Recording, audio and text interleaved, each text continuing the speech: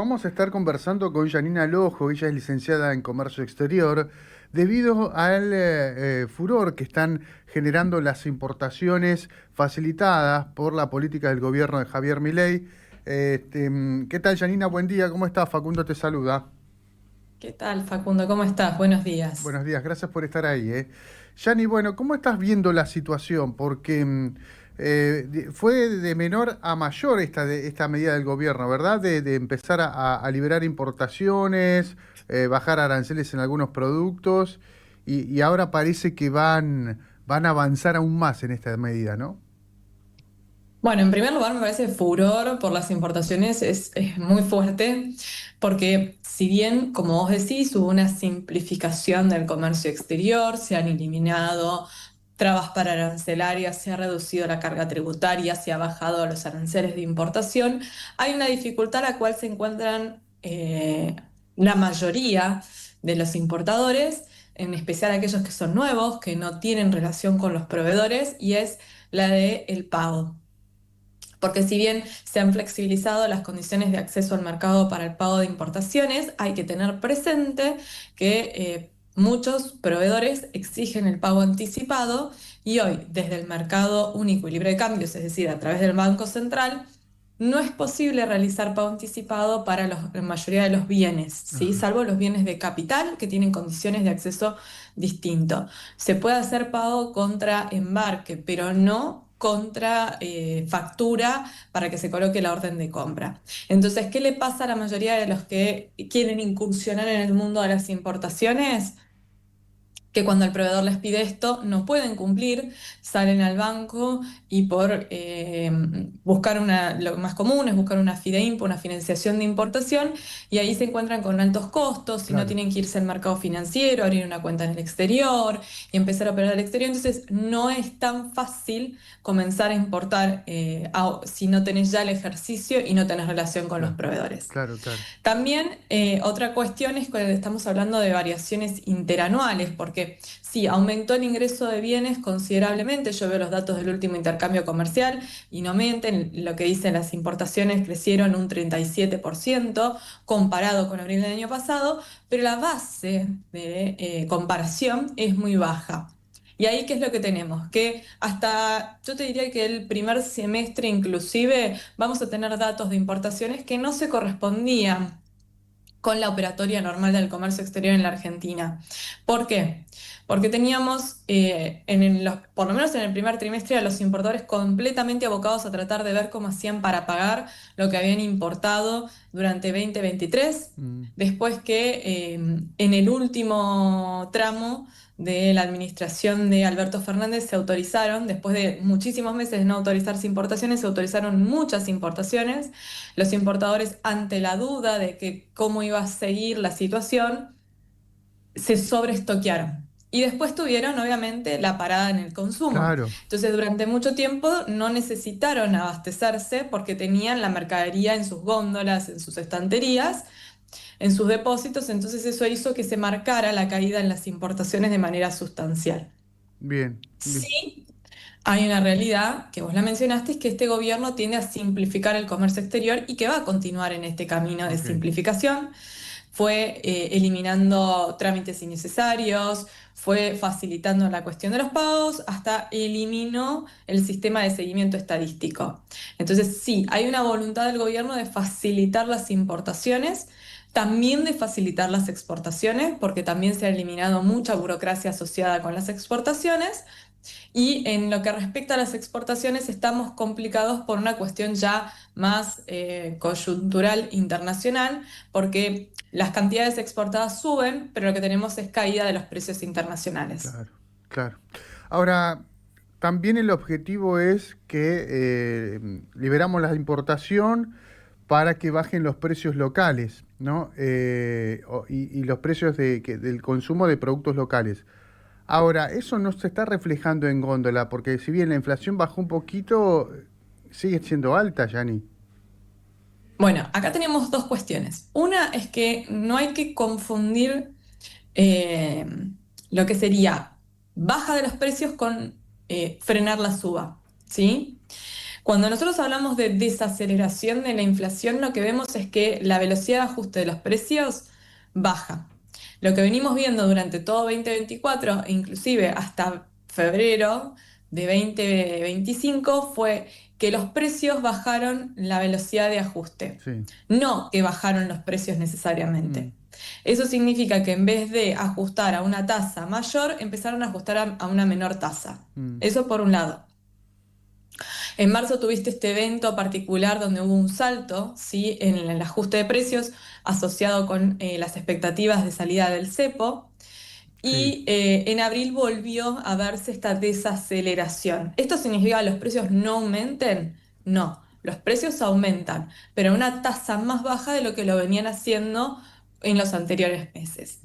Hay rubros donde se observa, ¿sí?, que hay una reducción en los precios muy, muy, muy puntualizado, y en otros todavía esto no se dio. Mm, La apertura comercial lleva tiempo. Por ok. ejemplo, se, eh, se liberó de una carga tributaria importante a la importación de bienes de la canasta básica, ¿sí? Esta medida se toma el año pasado, se prorroga, originariamente era hasta junio, se prorroga hasta diciembre y luego se decide prorrogarla para todo 2025. Los importadores, principalmente los supermercados, ya advirtieron que el efecto recién se iba a empezar a sentir hacia el segundo semestre del 2025, porque claro, la medida era provisoria en un principio. Entonces nadie se animaba a tomar una política de precios o armar una política de precios sobre una medida provisoria. En cambio ahora el horizonte temporal se garantizó por un año, entonces ellos ya empezaron a traer productos con este beneficio y lo pueden trasladar a la góndola. Bien. Quizás lo que no veas es una baja sustancial, pero quizás te congelen el precio, no te lo modifiquen por un tiempo. Y estamos viendo que algunas cadenas de supermercados ya empezaron con esta política que veíamos en otras épocas, es decir, precios congelados por tantos meses Sí. en determinados productos. Bien. Entonces, ahí es donde empezamos a ver que las importaciones empiezan a jugar un papel de reguladores de los precios locales, porque lo que hicieron fue ampliar la competencia. Ok. Ahora, con respecto al consumo, esto también es cuestión de tiempo, porque ahora con esos precios congelados o con esa baja de precios, se tendría que reactivar un poco más. La lógica es que si vos tenés precios congelados o empezás a tener suerte y empezás a ver que algunos precios bajan y los salarios continúan ajustándose por encima de la inflación, que por ahora venías con una tasa positiva, en marzo cayó, veremos qué pasa en abril y mayo. Recordemos que el gobierno puso un techo a las paritarias del Sí. 1% y por ahora la inflación no ha quebrado el piso del 2%. Ahí es donde empezaríamos a ver si realmente hay reconstitución del poder adquisitivo. Esto significa que podés con la misma plata comprar más, Sí. o todavía no. Y eso es lo que va a determinar de que el consumo empiece a subir o no. En algunos rubros se notó de manera a veces estacional, en otras un poco más sostenida, una reactivación, pero todavía la reactivación del consumo no ha llegado a la economía en general. Se espera de que para finales del 2025 esto se dé. Ok. Y eso se Pero, a puede... ver, hay que hacer una aclaración. Sí. Se perdió muchísimo poder adquisitivo en todo lo que fue 2023 y el principio de 2024, en particular diciembre del 2023 y los primeros 2 meses del 2024. Y eso lleva muchos meses para que se pueda recuperar, y en el medio vos tenés también reacomodamiento de tarifas, Claro. ¿sí? Claro. Entonces es algo complejo, ningún economista se animaba a proyectar que la recomposición del poder adquisitivo se diera mucho antes de los 18 o 24 meses de que se empezara a acomodar la economía. Está bien. Ahora, ¿hay alguna tendencia a la baja de precios? Digo, también basándonos en lo que es la importación de consumos de bienes de capital, de productos de bienes de capital que se le dice. Se A puede... ver, los bienes de capital no impactan directamente en el precio en el corto plazo, porque los bienes de capital los importan las industrias para modificar sus cadenas productivas, ¿sí? Es uno Ok. de los rubros que más viene subiendo, eso es importante. También hay que remarcar que es uno de los rubros en donde sí se puede pagar anticipadamente. Eso lo que muestra es que tenés dos situaciones. Una es empresarios apostando a la reactivación económica y además la necesidad de renovar tecnológicamente los parques industriales, mejorar, ¿sí?, la calidad de las líneas productivas para volverse más competitivo. Mm, Lo que sí podemos hablar es lo que sucedió, por lo menos lo que vienen mencionando las últimas 2 semanas, las consultoras que siguen el relevamiento de precios, que en el caso de alimentos y bebidas no alcohólicas se observó caída de precios, o sea, reajustes a la baja en algunos rubros y en otros variaciones cero, o sea que no hubo ajustes por lo menos en la última semana, no hubo ningún tipo de ajuste en los precios. Eso es importante porque alimentos había tenido saltos muy sí, importantes en marzo y en abril y parece ser de que se está corrigiendo esta situación ahora en mayo. bien. Eh, lo de bienes de capital permite que haya productos electrodomésticos, por decirlo de alguna manera, más baratos.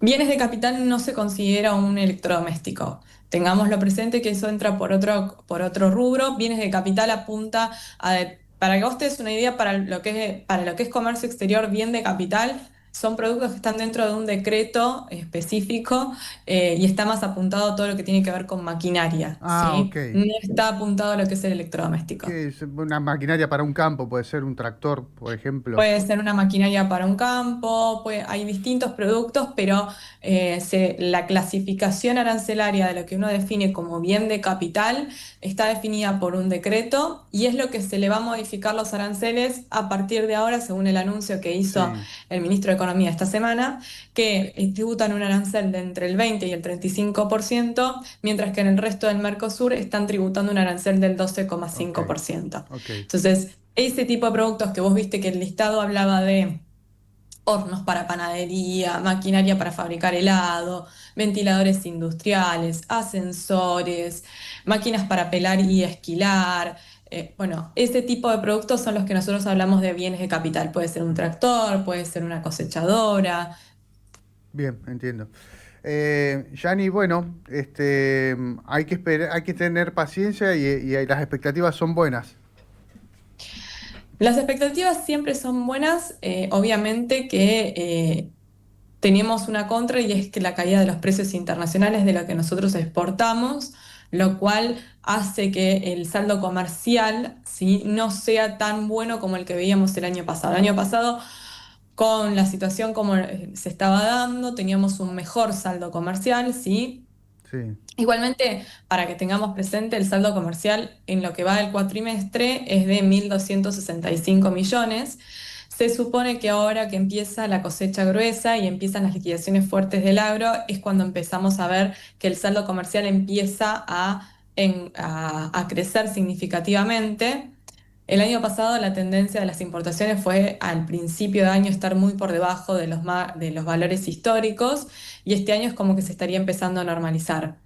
Eh, la realidad es que esperemos que los precios internacionales ayuden para que las exportaciones porque estamos haciendo un enorme esfuerzo, estamos vendiendo más cantidades a un precio menos competitivo. Entonces, ojalá que los precios internacionales empiecen a acompañar porque se espera una cosecha récord, la segunda mejor cosecha después de la campaña 2018-2019 y sería muy bueno que los precios acompañaran para que eso se claro, tradujera en ingresos al país. Se claro. calcula que el campo podría aportar con esta cosecha unos 31.000 millones de dólares.